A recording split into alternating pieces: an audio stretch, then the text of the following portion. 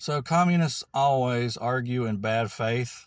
So if you want to actually, teach people economics or get people interested in economics or get people passionate about economics, just make sure they're not a communist first.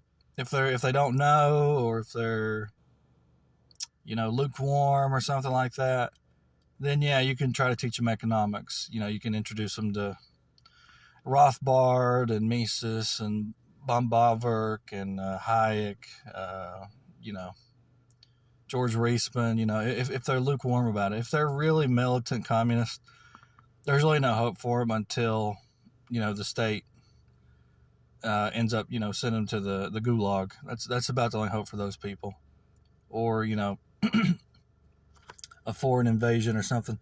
The way that communists always die, that's really the only way to get rid of them. Mass starvation, gulags, and then finally they shut the hell up. That's about the only way to get them to shut up. So don't really waste your time trying to convert them, because they'll stay that way till the day that they die for the most part, unless they end up in that situation and they flee, and then they're whoa, well, yeah, communism isn't good. Yeah, we know. We try to tell you. But then, justice would be, no, just stay and starve and enjoy your gulag. And, that would be justice. That would be karma for them to get what they wanted. So honestly, the best thing for communists would be to get what they want, because then it'll kill them. But the problem is that they're going to take everybody else with them. They're going to try to take everybody else with them. And that's the part that is not good. If it was only them, like if it was a way for only communists to experience communism, like, yeah, we've got communes, but the problem is they're not satisfied with communes.